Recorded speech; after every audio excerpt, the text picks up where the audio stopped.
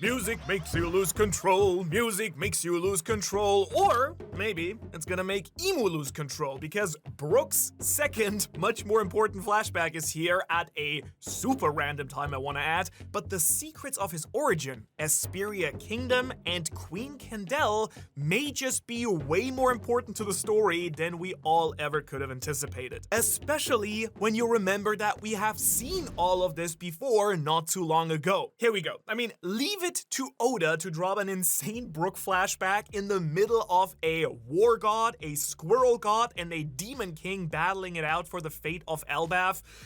The arc that should be about Usopp, but now is about Brook apparently.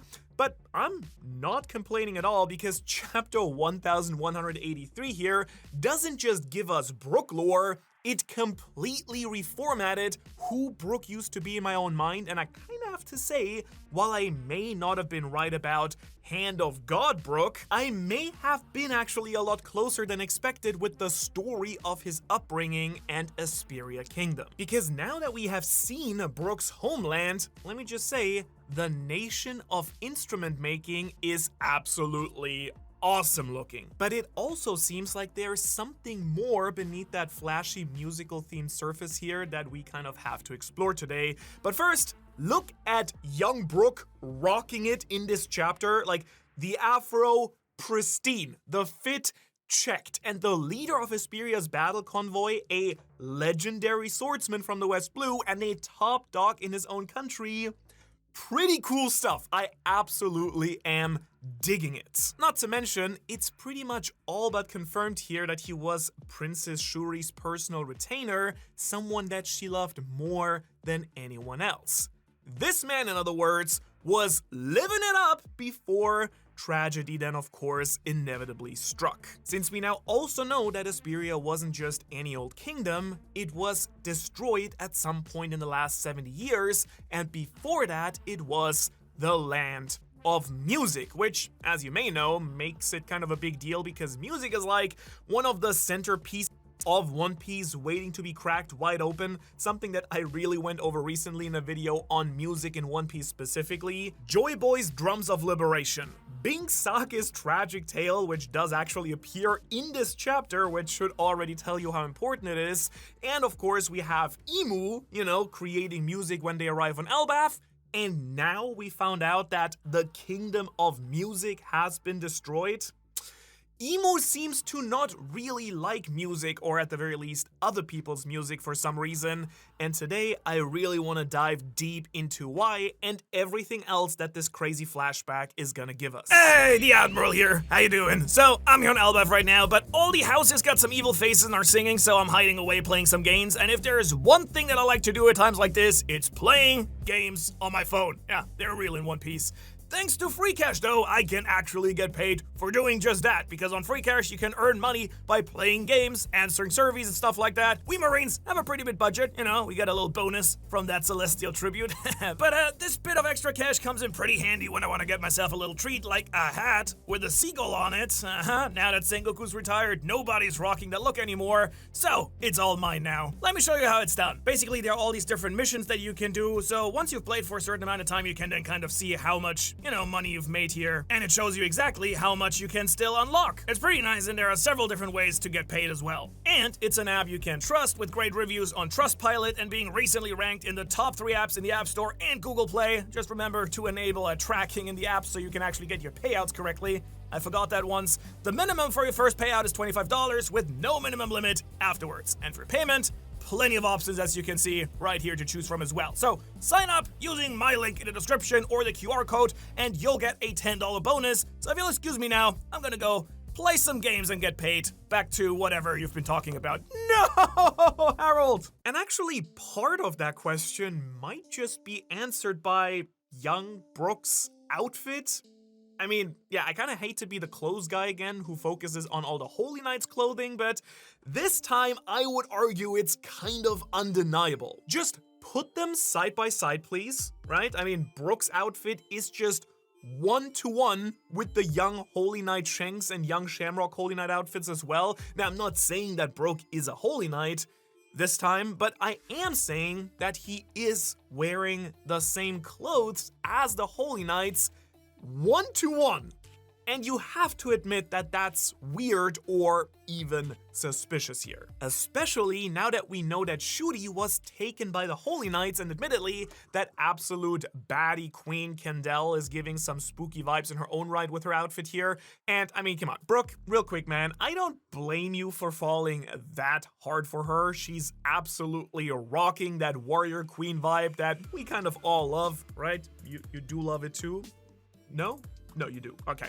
But maybe just, chill out a little bit. It's not the best look to tell your king, your mentor, that you're waiting for him to kind of croak so you can get some of his girl.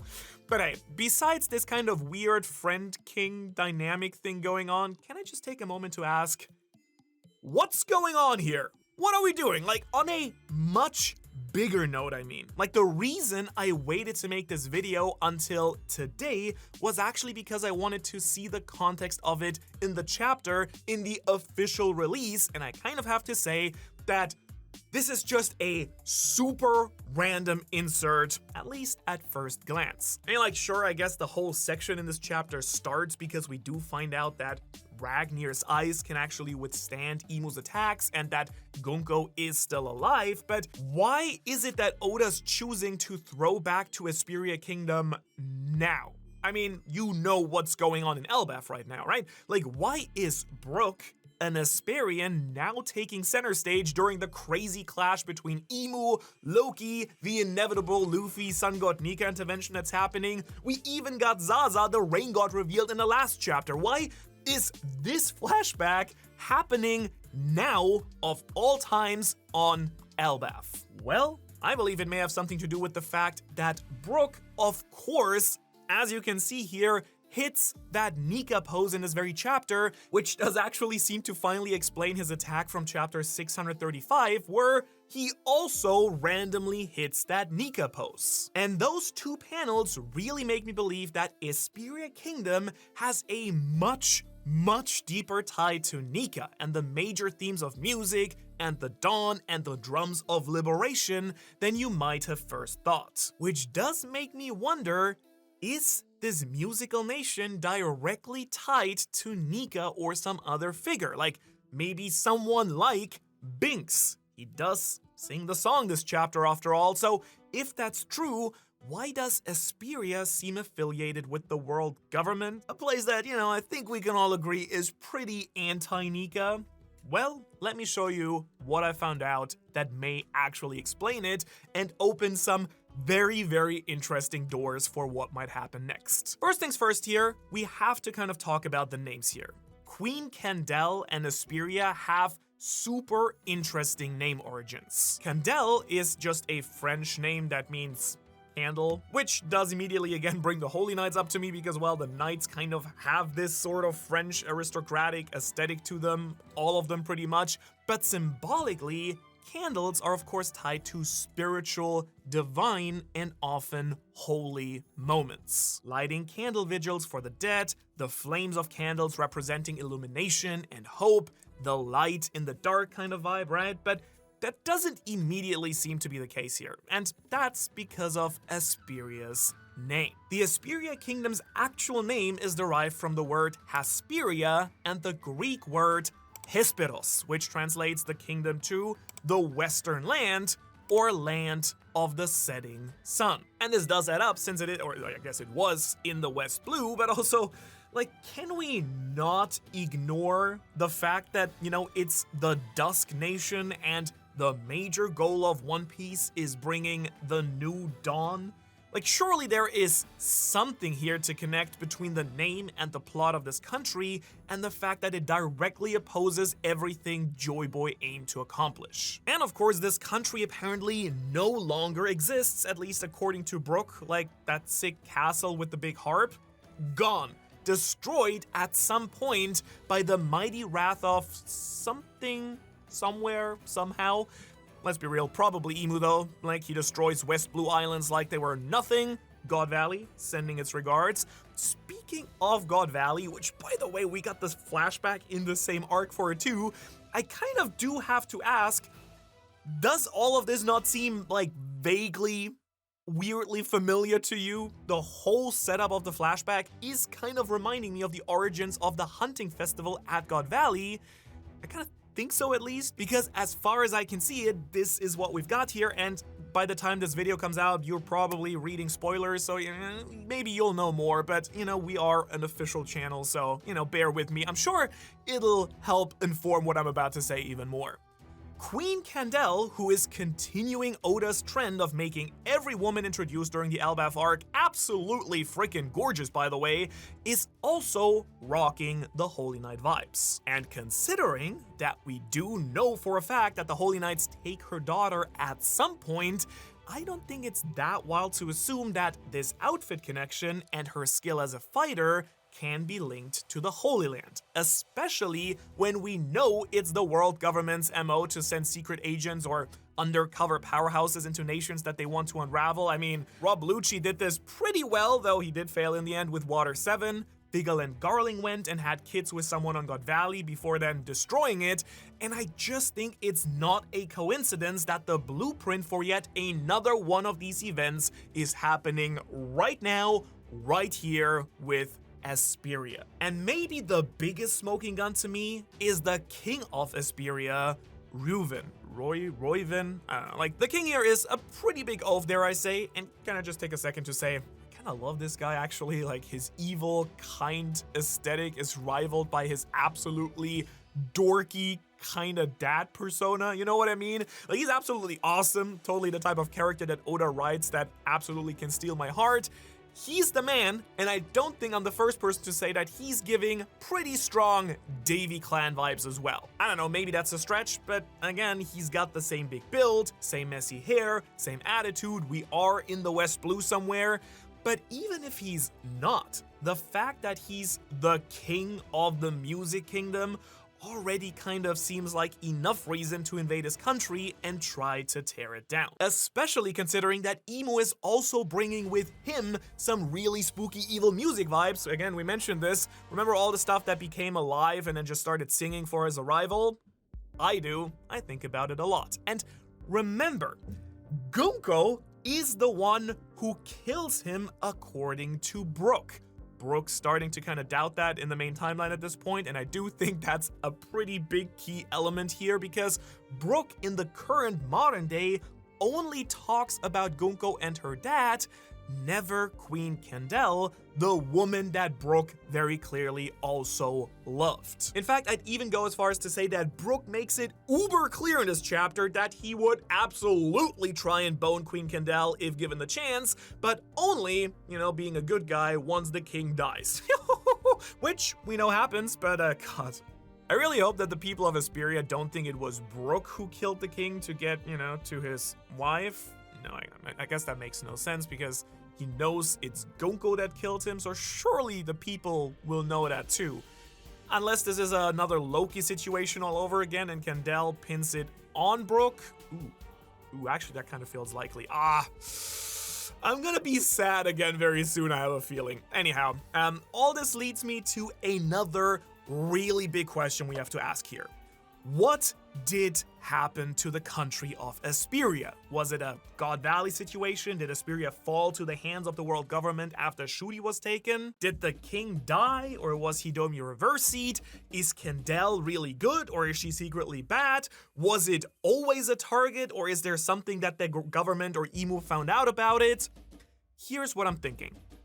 So, Esperia Kingdom's national output being instrument creation and music is such a fascinating standout detail here because music, of course, seems to be at the heart of the good guy side of One Piece. Like, it's kind of always really stuck out to me weirdly that Luffy wanted a musician more than anyone else on his crew, and that's just been always such a standout thing, especially with very clearly, as we know from his notes and comments, Oda planning so early on, from the beginning of the story, for the skeleton musician joining Luffy's crew. Brook's concept was there right from the beginning, right when he started planning out everything about the story. We also know that music seems to have part to play in the ELBAPH saga overall too, because I was kind of burned on my music idea after Scalper revealed that you need Conqueror's Haki to defeat the immortality of the Abyss, but I don't think it's actually done quite yet. There are just more and more of these connections to music and its weird liberating properties that are coming up again and again and again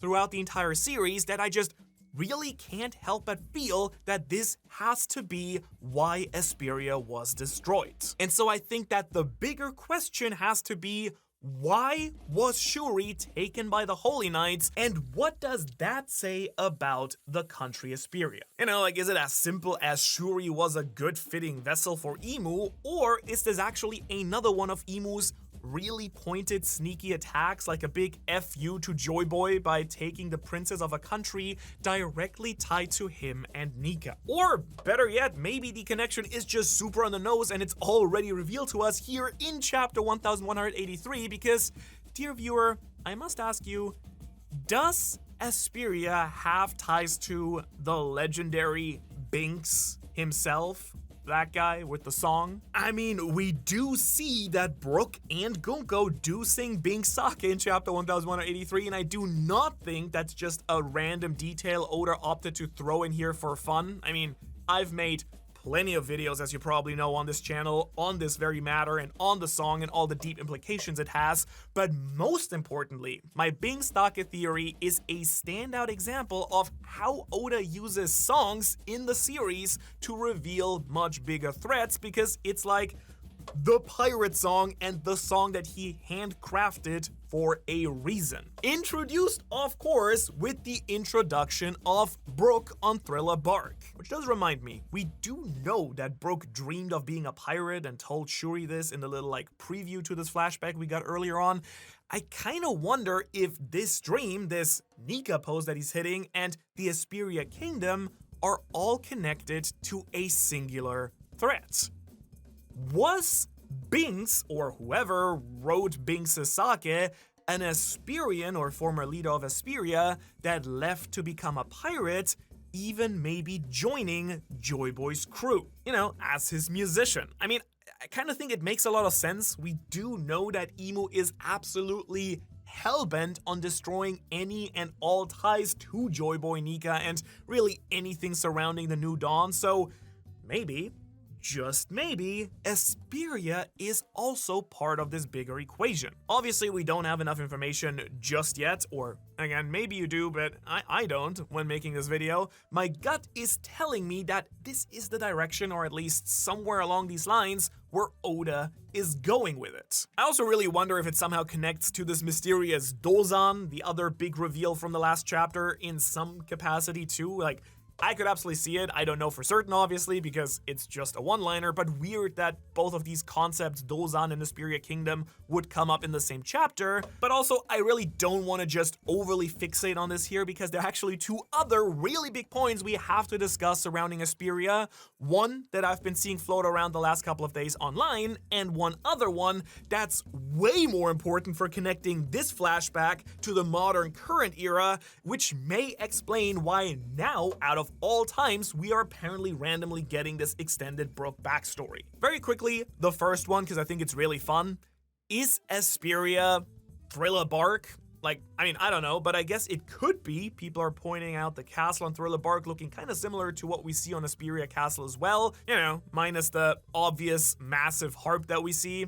I personally don't quite see it, but I'd be the fool to say, no, this isn't the case when I make theories out of this type of little information all the freaking time. I mean, the last video I dropped was just a video on one sentence. I really can't exactly be on the high horse here, so I thought I'd mention it. Especially because we know that Esperia, an island that no longer exists in the West Blue, is exactly where Thriller Bark was from as well, from the West Blue. So if we get more detailed panels, it could definitely work and would be an extra tragic element, you know, of the entire Brook backstory and story overall, since his whole backstory is full of sad despair and the death of his comrades, and if he then gets stranded on the remains of his previous country, kind of messed up in like multiple ways, and Brook's backstory is already so dark. However, the second, much bigger point I really want to discuss here is what is happening with the modern day. You know what I mean? Like,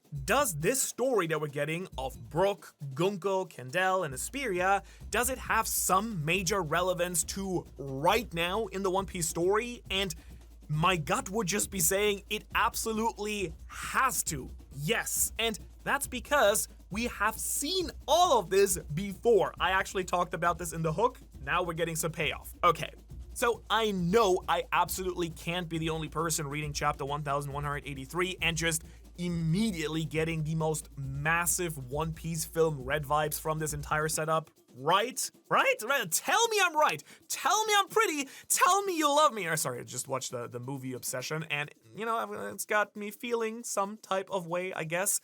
Let me center that obsession now, though, back onto One Piece and its movies, because the parallels from this new flashback and the key plot lines of Film Red are honestly pretty telling once you really start lining them up. We have a music-centered kingdom, Esperia in the main series, Elgia in the movie, right? A young girl with a beautiful connection to music becoming possessed by a monstrous demonic force, Gunko in the main series, Uta in the movie, an older swordsman mentor figure trying desperately to save her, Brook in the main series, Shanks in the movie, ancient songs tied to emotional resonance, Binks in the series, taught musica in the song in the movie, and of course, looming over it all, this terrifying Demon King entity threatening to consume someone's very identity, Emu in the main series, and Taught Musica, the weird music demon in the movie. Like on paper, can we just agree that this is just One Piece film dead? Like, not literally, obviously, but I really think it's kind of hard to deny at this point that this might be exactly what Oda was talking about when he mentioned after or during Film Red that Taught Musica, or like the concept of this movie, does exist somewhere in the One Piece world for real. Now, at the time when he said this, a lot of people were just assuming that Taught Musica itself was basically just Oda kind of experimenting with those ideas in movie form, but what if Film Red overall wasn't just some random non-canon fun? What if it was Oda quietly stress testing concepts for the final conflict of One Piece, and that's why he chose to deliberately reveal things like the Figureland family in that movie, because in the series, Emu, the god of the Holy Knights, was going to be the Taught Musica of the main series. Now, in case you didn't watch Film Red, which you absolutely should, it's really fun, Taught Musica was essentially this ancient demonic entity awakened through ancient music and emotional resonance, capable of overtaking Uta's own mind and turning her into a mindless vessel. And right now in ELBAPH, we're watching Brook realize that this is probably what Emu is doing exactly to Gunko. This blackened transformation, the fractured personality, the feeling that someone else is speaking through their body, even like the aesthetic somewhat overlapping here. Brook even directly is commenting on this very fact, because at least to me, one of the most overlooked parts of chapter 1183 is Brook very specifically talking about Shuri, Gunko, and Gunko Emu like they're practically three separate beings entirely. Three beings. Three skulls? Bringing it up now because it's kind of relevant. I just did the 3 skull video right here where I touched on this very concept, but it's even more apparent now because remember, Taught Musica had all these dark and infernal vibes with 3 big floating skulls, and now Emu's design is covered in things like the 3 skull motifs and the dark hell flames too. I don't know, it's all but confirmed for me that this is what's actually going on here. Even look at the final Taught Musica design. Giant black wings, the right eye is covered, giant crown. I mean, it's kind of got big Emu final boss vibes to me. And if this is all the case, these connections are accurate, then Film Red may also hint at how Gunko eventually gets saved. Taught Musica wasn't defeated through brute force alone. No, that won't work. What was needed was a deep emotional connection and forces acting from different sides resonating together, and that may be exactly what Oda is setting up here with how one defeats Imu and the possession. One set of people fights from the outside, and one person fights from the inside like, I don't know, the abyss itself, or if it's just possession, then maybe physical and mental damage need to be inflicted at both times through Omen and throughout the body. Omen, the spirit within everything, might be something that can be messed with by forces like Brook's music or Chopper's weird Force God punch thing, and of course, Luffy himself, of course. But that's of course only like half of the really crazy big new reveals we got in this chapter, because on the other hand, we have another new figure name dropped, Dozan, on the same level as Nika and Nidhogg. We have to discuss him, what's going on with him, what's his deal, or who or what even is a Dozan. Well, if you think I have no thoughts on this, check again. I have a almost 50-minute video on it, and you should actually check it out if you want to really get to the bottom of it all and what the possibilities are. Sure changed again. Anyways, thanks so much for watching. Thanks so much again to our Patreons, and thanks to Free Cash for sponsoring this video. Link below, and I will see you in the next video.